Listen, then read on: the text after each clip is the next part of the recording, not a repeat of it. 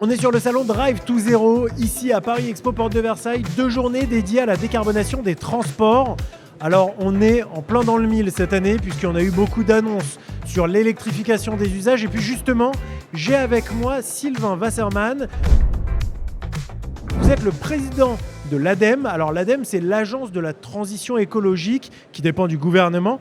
Est-ce que vous pouvez nous en dire d'abord un petit peu plus sur l'ADEME ? Oui, bonjour. Alors effectivement, l'ADEME, notre mission, notre vocation, c'est d'accélérer la transition écologique. Et pour faire court, on a 2 moyens pour ça. Notre expertise, avec plus de 600 ingénieurs sur le territoire national. Et puis les moyens importants que l'État nous confie avec une exigence de bonne gestion, notamment d'efficacité carbone de l'euro investi, c'est-à-dire pour 1 euro d'argent public, combien de carbone ça économise ? Justement, combien de carbone ça économise ? On est ici, comme je l'ai dit, en plein dans le thème, mais notamment, là, on vient d'avoir la grande réunion à l'Élysée sur l'équipe de France de l'électrification. Absolument. Le mouvement Électrifions la France. Au-delà des annonces, vous allez transposer ça dans le concret. Et puis jusqu'à maintenant, déjà, vous avez aidé, notamment sur les poids lourds. On sait que l'ADEME a financé en moyenne 60 000 euros par poids lourd sur plus de 2000 poids lourds électriques. Est-ce que là, on a des moyens concrets qui vont permettre d'électrifier plus massivement ? Oui, alors le président de la République, que ce soit à l'Élysée sur l'équipe de France de l'électricité, que ce soit à Choose France, à Versailles, avec les investisseurs étrangers, où il a souligné l'importance d'une électricité qui est décarbonée en France, et c'est grâce au nucléaire et aux énergies renouvelables, et ça attire des investisseurs. Bref, ce n'est pas des annonces tout ça, c'est la réalité de la France d'aujourd'hui. On a cette chance d'avoir une électricité décarbonée, et donc une électrification possible de nos usages pour se décarboner massivement. Et donc en fait, l'ADEME est à peu près impliquée dans une action sur 2 du plan de l'électrification. Pourquoi ? D'abord, 2 tiers de notre activité, c'est les entreprises et 1 tiers, c'est les collectivités. On était depuis longtemps impliqués sur la décarbonation des entreprises et souvent la décarbonation passe par l'électrification. Et aujourd'hui, le gouvernement passe à l'étape supérieure avec le plan d'électrification. Et là, on est impliqué dans plein de sujets concrets. On est impliqué pas seulement sur la décarbonation des entreprises, mais aussi sur le leasing social pour parler de mobilité. Mais on est impliqué également sur les poids lourds électriques, sur la mobilité électrique, avec des appels à projets qu'on a gérés sur l'électrification des poids lourds. Et puis, dans mobilité électrique, on est impliqué aussi sur de l'innovation, avec des sujets comme les vélis. Alors, je ne sais pas si vous voyez ce que c'est que les vélis. On en a tout autour de nous. Voilà, c'est des véhicules intermédiaires un peu entre le vélo et la voiture.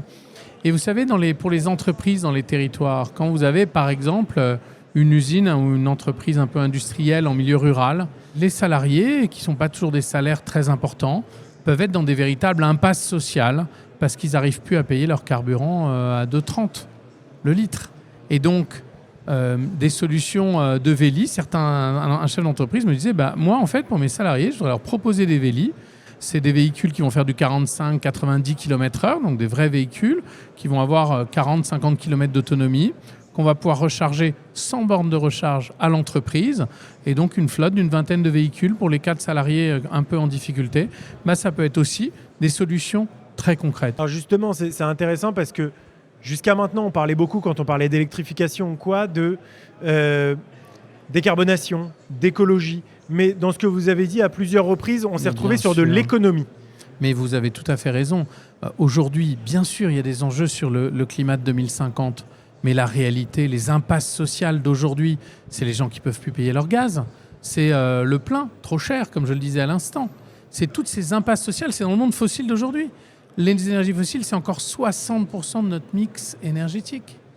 L'électricité, c'est que 27%. Donc la priorité, c'est bien de déployer, d'utiliser cet atout incroyable d'une électricité décarbonée, de le déployer le plus rapidement possible pour sortir les gens des impasses dans lesquelles ils peuvent être. Et c'est vrai pour les entreprises. Vous prenez des logisticiens, des transporteurs, mais enfin, il y a un moment à partir duquel les business models ne tiennent plus. Donc quand vous avez des flottes de véhicules électriques qui vont être à l'abri de ces variations incontrôlables du prix des carburants, évidemment, à chaque fois que vous électrifiez, vous sortez de cette dépendance et vous diminuez de votre risque. Sylvain Wasserman, j'entends, et honnêtement, je suis plutôt raccord avec l'idée. Cependant, aujourd'hui, il faut voir qu'un poids lourd électrique à l'achat, qu'un véhicule utilitaire léger électrique à l'achat, ça coûte cher. Les aides et les augmentations d'aides ont été entendus là avec tout le plan Électrifions la France. Est-ce que selon vous, c'est assez ou est-ce qu'il faut aller encore plus loin? Comment on peut faire pour vraiment faire passer bien plus que les 2% de camions qui sont passés à l'électrique? Comment on fait passer ça de manière beaucoup plus massive? Alors vous savez, ce débat, on l'a eu pour la voiture particulière. Je vais vous donner un chiffre. 40% d'augmentation des véhicules électriques, je parle des véhicules des particuliers. Oui. Et on nous disait, ah bah non, c'est pas possible, l'électrique, c'est trop cher, machin. 40% d'augmentation des ventes depuis le détroit d'Ormuz. Avec un chiffre qu'on dit peu, mais que France Stratégie a sorti, a publié. Quand en France, il se vend une voiture électrique, 30% de ces voitures sont fabriquées en France. Quand il se vend une voiture fossile, 5% seulement sont fabriquées en France. Donc vous voyez, électrifier, passer à l'électrique, les Français l'ont très bien compris dès qu'ils le peuvent, bien sûr. Il faut un investissement au départ. C'est pour ça que le leasing social peut accompagner certains. Et c'est vrai aussi pour les mobilités lourdes. Les progrès qui ont été faits dans la mobilité lourde sont tels qu'il est temps de basculer. C'est la seule façon en réalité de s'affranchir du risque des variations des prix des carburants. Et en réalité, l'innovation est là. L'innovation progresse vite. Pour conclure, on a sur justement l'énergie, quand on est sur du 100% électrique, la crainte aussi que le marché de l'énergie s'envole un petit peu. Si dans les 5 prochaines années, on électrifie massivement, peut-être que l'usage va faire que les prix montent. Une des solutions qui est proposée, c'est le stockage par batterie, soit sur les sites industriels ou les dépôts poids lourds, etc. Est-ce que là-dessus, l'ADEME planche sur des sujets liés à la batterie et au stockage de l'électricité pour lisser en fait les heures de pointe? Donc pour expliquer rapidement, c'est je charge la batterie quand l'électricité est gratuite ou peu chère et puis je relâche sur les heures de pointe. Bien sûr. Parler du prix de l'électricité, il est beaucoup plus compétitif en France qu'il ne l'est en Allemagne ou en Pologne, qui sont vraiment des voisins. Mais quand on regarde les énergies renouvelables thermiques, quand on regarde l'électricité, on est sur une stabilité, une prévisibilité qui est de toute façon nettement supérieure à celle des énergies fossiles. Et puis vous disiez très bien, quand l'énergie est gratuite ou pas chère, avec notamment les pics de production, très bien, profitons-en. On va arriver dans des domaines où les charges des poids lourds pourront se faire même de façon différée avec des batteries qui vont engranger l'électricité quand les prix sont bas et qui vont pouvoir la restituer pour la charge du poids lourd.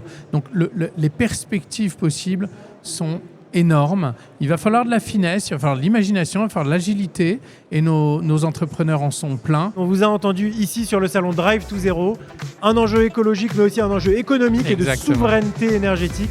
Merci Sylvain Wasserman et bon courage pour vos missions avec Électrifions la France. Vous allez avoir du boulot. Merci beaucoup.